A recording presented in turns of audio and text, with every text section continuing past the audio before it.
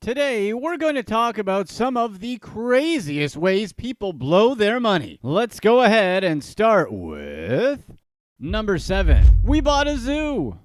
Matt Topham is the UK's youngest EuroMillions jackpot winner ever at the age of 23, and he made an amazing gesture with his new money. Having won £45 million, he decided to buy his mother-in-law a gift she'd never forget: an entire zoo. Topham and his wife Cassie used a portion of the money, £600,000 to be exact, to buy Rushmore County Farm Park in Louth Links, UK. Not only did they buy a petting zoo, but they also filled it with an array of animals, including horses, pigs, goats, llamas, and ducks. The couple's love for animals extended beyond the zoo, as they bought a falconry center, housing birds like hawks, falcons, owls, and eagles. In addition to their generous contributions to the animal kingdom, the Tophams embarked on a spree of personal indulgences. Matt trained as both a helicopter pilot and a racing driver. He even won a race at the Donington GT Cup Championship, showcasing his skills behind the wheel of a £240,000 Aston Martin Vantage GT4. They also bought their friends and family houses and cars. The lottery winnings let them upgrade their life significantly. They bought a lavish 1930s mansion in Adams Hill, Nottingham for £1.2 million. They plan to demolish it to make room for their dream home, a giant £5 million, 8-bedroom eco-home named Serenity. However, their plans faced criticism from neighbors who didn't like the design. The proposed mansion boasted features like a soundproof cinema, botanical garden, and swimming pool, but its unique aesthetics drew mixed reactions from the locals. Number 6. The reign of Taylor Swift. Taylor Swift fans have taken things to a whole new level by trying to turn rain into a commodity. Here's why. Taylor Swift performed in Foxborough, Massachusetts in a full-on downpour. Instead of letting the rain destroy their vibe, fans saw an opportunity and started collecting the rain in containers. And later, they tried to sell it online for $250. These fans tried to seize the moment and turn water into cash. The marketplaces have removed the rainwater, and it doesn't seem like anyone was dumb enough to buy it. One fan even admitted to being jealous of not coming up with the idea first. Among other items being sold from the Foxborough downpour are Taylor Swift rain ponchos and bracelets. Of the various items sold to the fandom, rain from a concert certainly has to be one of the most bizarre things, don't you think? Some people couldn't help but comment that the containers holding the water bore a striking resemblance to the containers used at some herbal dispensaries, and they wondered if the worlds of hippies and Swifties collided. Talk about a crossover for the ages. Number 5. Pokemon. Whoa!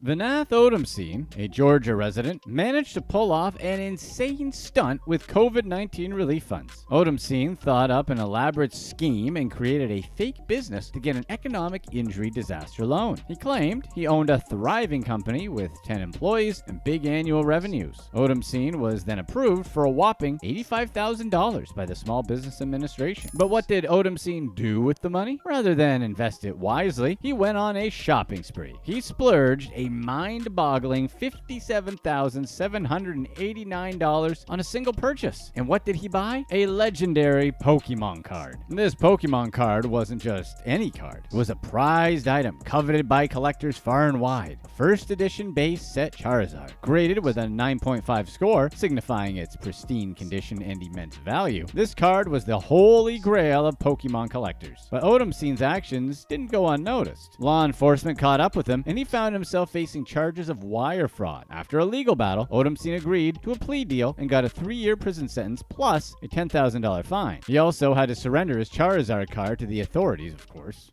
Number 4. Escaping reality.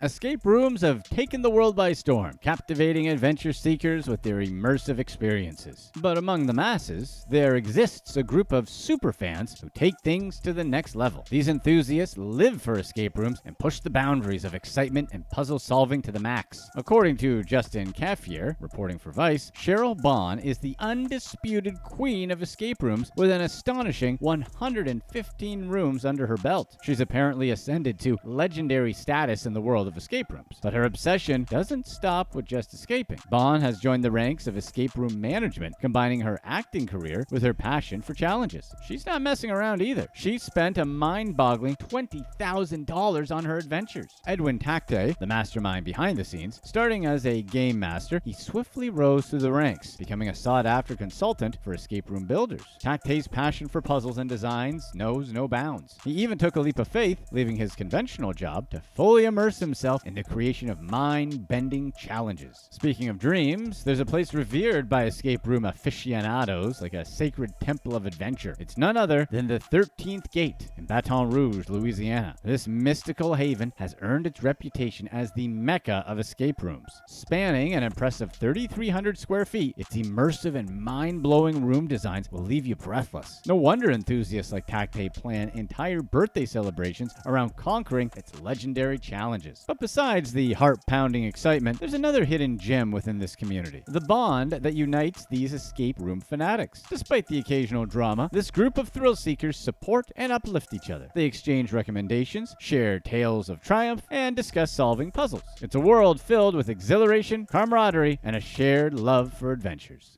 Number 3. For the fans.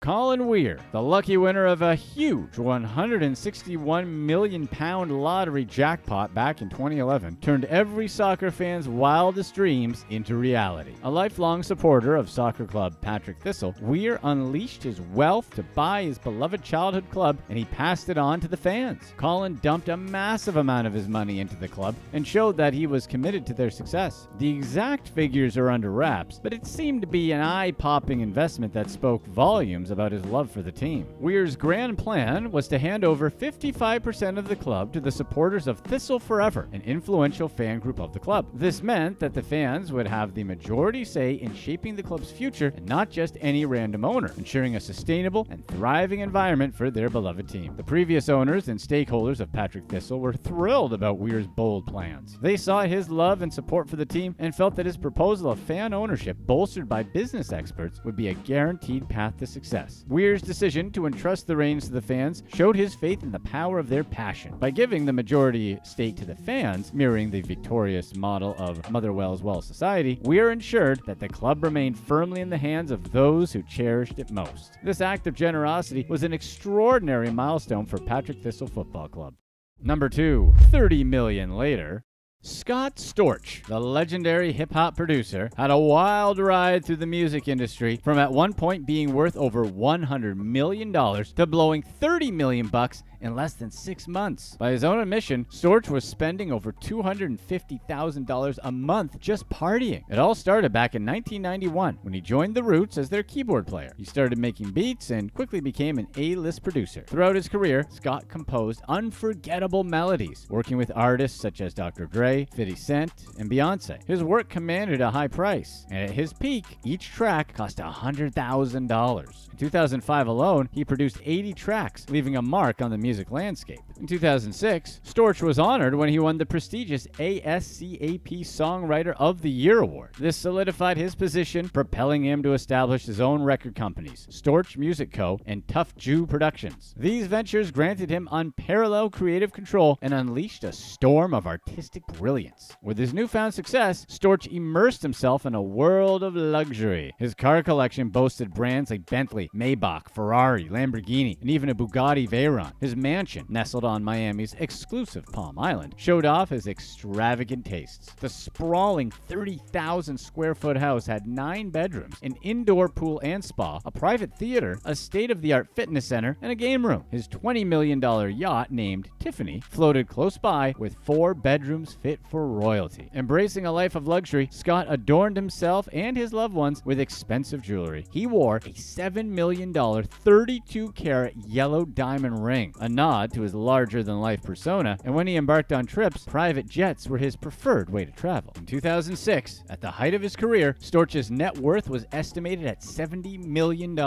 However, as fame and fortune grew, Storch found himself dealing with the dark side of success. He lost sight of his goals, the industry's demand faded and his wealth started to decline. In the coming years, Scott's life spiraled out of control. He battled inner demons and entered rehabilitation programs. But the damage was done, and the consequences of his lifestyle became apparent when his mansion and yacht faced repossession. He was able to sell the house off to the founder of Rockstar Energy Drink and stay above water for the time being. But in 2015, Scott Storch filed for bankruptcy for the second time, revealing a mere $3,600 in assets, a stark contrast to his past wealth. For a deeper dive into this story, be sure to stay tuned right on this video for our past release to find out exactly how crazy Scott Storch's spending gets. Number 1. Setting the art world on fire. In a bizarre marketing ploy that shocked the art world, Mexican-Lebanese entrepreneur Martin Mobarak set a $10 million Frida Kahlo sketch on fire in a plan to build a buzz for his NFT release. Martin hosted a party at his Miami mansion, complete with fashion shows and circus performers, and at the center of it all was a precious 1944 Kahlo drawing titled Fantasmons Siniastros, which translates to Sinister Ghosts. Surrounded by a team of armed guards, Mobarak, dressed in a dazzling blazer adorned with sequins depicting Kahlo's face, dramatically yanked the artwork from its lavish frame, threw it into a martini glass, and lit it on fire. The purpose of this stunt was to attract attention for the launch of 10,000 NFTs he had created. The NFTs were photos of the now torched masterpiece, and Mobarak expected to sell each one for $4,000. Unfortunately, the results weren't anything close to what he expected. He only sold 4, and they brought in a combined total of less than $11,200. You might think he would be disappointed, but actually, he remained quite positive, saying the NFT collection was the epitome of rebirth immortality for this timeless piece of art. But his fire show didn't go unnoticed by Mexican authorities and art lovers. The Frida Kahlo Museum, guardians of the iconic artist's legacy, swiftly denounced the unauthorized use of her work being made into an NFT. The museum, along with Mexican heritage authorities, launched a full-scale investigation, leaving Mobarak teetering on the edge of serious legal trouble. The investigation aims to expose the truth surrounding the burned sketch. Specifically, they wanted to find out if it was a genuine Kahlo masterpiece or a high-end forgery. If it turns out to be an original, Mobarak could be in deep trouble for destroying a national treasure. If it ends up being a fake, he'll be on the hook for selling NFTs based on a fugazi. Amidst the controversy, Mobarak passionately defended his rationale for incinerating the sketch. He claimed to have acquired it from a private collector in 2015, swearing that it's the real deal, but experts and officials remain skeptical. In what appears to be a bid to save his tarnished image, Mobarak attempted to paint the whole thing as a way to raise money for charity. He pledged to donate a portion of the sales and claimed that his bold actions would have had Frida Kahlo's support if she were alive today. Was it a legitimate gesture of goodwill or a desperate attempt to try to save his reputation? Give a shout out in the comments. But let's not forget the seriousness of the crime at hand. The intentional destruction of Kahlo's artwork wasn't taken lightly. Mexico, a staunch protector of its cultural heritage, categorizes such acts as federal offenses under laws safeguarding archaeological, artistic, and historical monuments. Kahlo's body of work has been officially designated as an artistic monument since 1984, making the destruction of any piece of hers a severe crime. As the investigation delves deeper into the smoldering embers of Mobarak's controversial bonfire, the potential consequences loom large. A conviction could result in a decade-long prison sentence and a fine equivalent to the value of the desecrated artwork. The severity of the impending punishment underscores the gravity of the situation and serves as a stern reminder of the need to protect cultural treasures. Martin Mobarak's flamboyant stunt has sent shockwaves through the art world, leaving both admirers and critics shocked. The ongoing investigation will unearth the truth behind the burned Frida Kahlo sketch and determine the extent of Mobarak's culpability. It's a story that ignites passion, debates about artistic boundaries, the power of NFTs, and the responsibility to protect cultural heritage.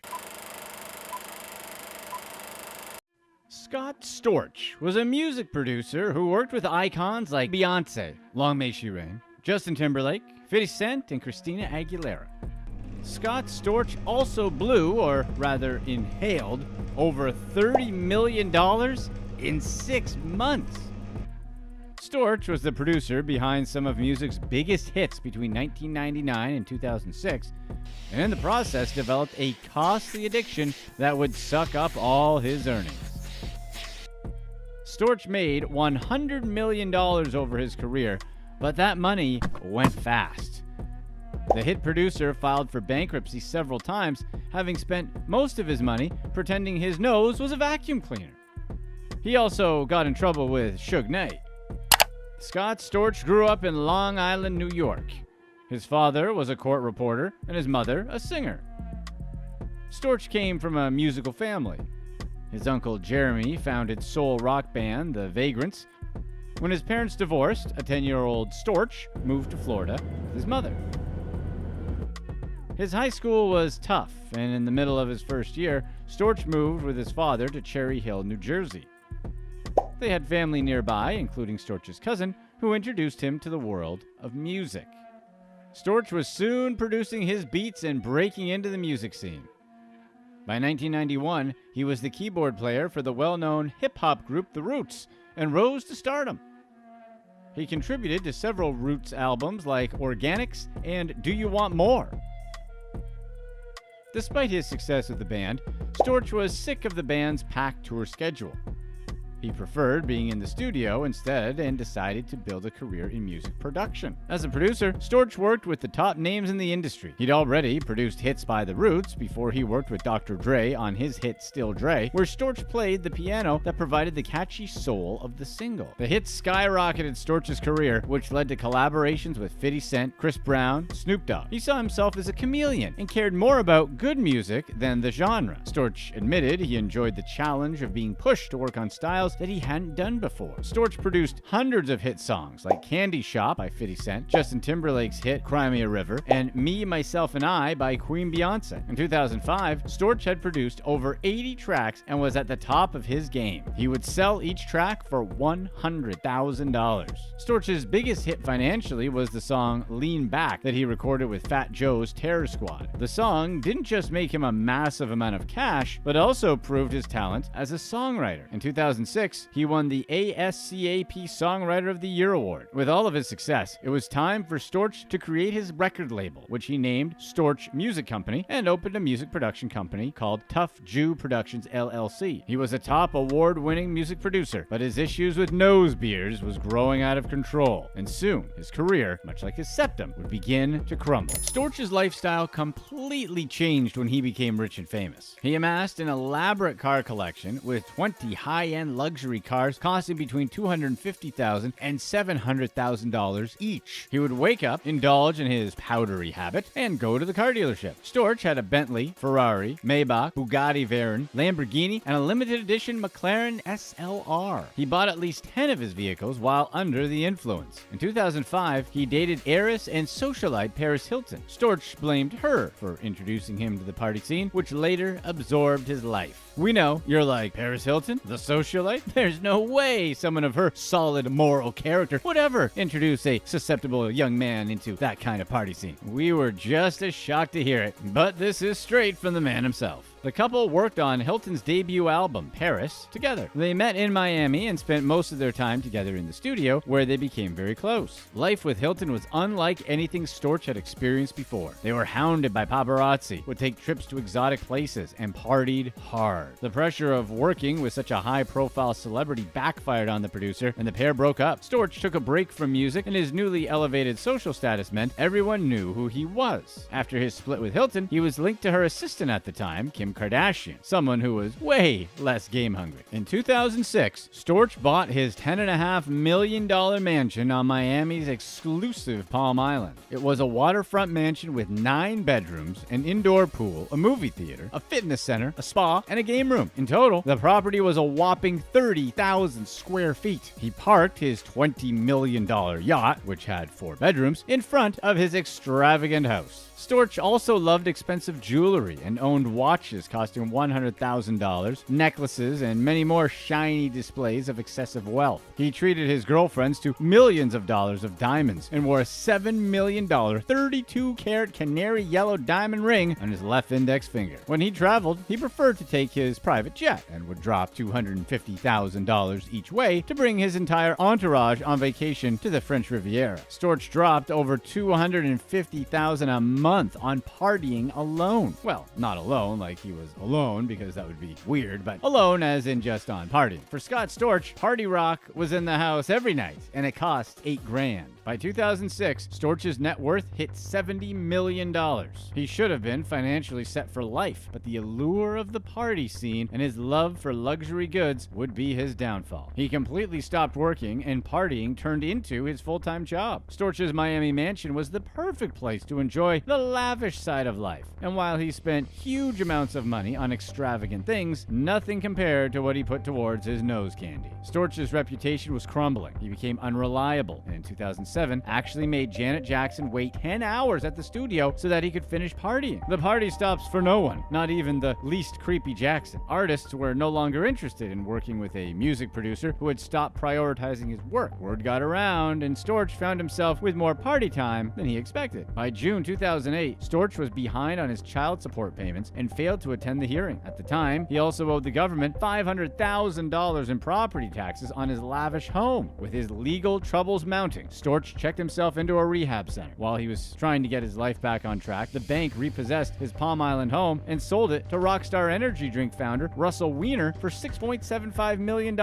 much less than Storch paid. While Storch's income might have slowed down, his spending did not. In 2009, he had blown through his $100 million fortune and had to declare bankruptcy. But the legal problems didn't stop. He leased a 2004 Bentley GT in February 2006, and the terms of the agreement stated he would return it in March 2008. Storch broke the lease term, and the Bentley's owners, the Atlas Leasing Company, claimed his actions cost them $65,000 in revenue. Police arrested Storch in Miami and charged him with grand theft auto, although they later dropped the charges. Aspiring singer Trina Ruberg paid Storch to produce her album. When the time came to start recording, Storch wasn't, let's just call it, awake enough to get the job done. Ruberg had agreed to pay Storch $45,000 to produce 6 songs for her and paid $30,000 of that money up front. She sued him when he wasn't able to deliver. Storch accused former Death Row Records CEO Suge Knight of bullying him into handing over songwriter royalties for a portion of their worth. Knight, currently serving his 28-year prison sentence, had collaborated with Music Royalty Consulting Inc. for the deal. Knight allegedly coerced Storch into signing over the royalties while under the influence of his favorite powdery substance, and made Storch fear for his safety due to Knight's intimidation and threats. According to legal papers, Knight forced Storch to participate in the transaction, where Storch received a fraction of his music's worth. Knight dragged Storch to his office to sign the contract despite Storch being unrepresented and under the influence. Additionally, Knight took the majority of the nominal payments Storch received. Knight most likely knew that the hit producer was down on his luck, battling his nose beer problems and financial hardships. At the time, Storch's most valuable assets were the rights to future royalty payments for songs he had previously produced. Storch sold the publisher's share of his royalty rights for $2.3 million to Reservoir Media Management. He wasn't ripped off in the original agreement, as the royalties were worth the same amount. Instead of receiving $2.3 million for his separate songwriter's royalties, he was screwed over. Storch and Knight lived in the same gated community, giving Knight a front row seat to Storch's struggles. He took the producer from his home to the officers of MRCI for a meeting. After Storch signed over his writer's royalties, they gave him a $5,000 check, which Knight claimed more than half of. Storch received another check for $58,000, but Knight threatened and intimidated him into surrendering over half of it to Knight again. In total, MRCI paid Storch $429,306.20, but Knight allegedly bullied him out of over half of his earnings. Storch filed a lawsuit against MRCI, asking they return the writer's share of his royalties. Sounds like he got off easier than Vanilla Ice, who Knight allegedly dangled over a balcony for similar reasons. Real estate moguls Brad and Seth Cohen learned of Storch's downfall and wanted to help him get back on his feet. The businessmen earned their money through real estate and insurance holdings and signed $1 million deal with Storch, using their own money to fund Storch's comeback. Brad and Seth hoped he would use his connections in the industry and prove himself once again as a hit music producer. As part of the deal, the brothers paid him a weekly salary, provided him with a rental house in Parkland, Florida, and gave him a Rolls-Royce Ghost. The terms of their agreement stated that if Storch failed a drug test or showed signs of falling back into his old party habits, they would take away the Rolls-Royce. The vehicle was under Scott Cohen's name, and when the Cohens discovered Storch was back to baking but only using flour, they wanted the car back. Scott feared it would be an insurance liability if Storch continued to drive it. The disagreement over the Rolls-Royce would lead the Cohens' relationship with Storch to disaster. solve. By June 2015, Storch filed for bankruptcy again, valuing his music company at $0, and in the filing stating he only earned $10,000 in 2014. The legal papers said he only had $3,600. Storch had $500 worth of clothing and a $3,000 watch. By that point, he only had $100 in cash. Storch worked on rebuilding his life and revamped his public image when he started Storch Labs, joining the green rush by entering the marijuana industry. He also started working in music again and was a part of hits by DJ Khaled, Rick Ross, Snoop Dogg, The Game, Chris Brown, French Montana, among others. The scene had changed dramatically since the height of his career. People stopped buying albums in the record store, and few owning physical CDs.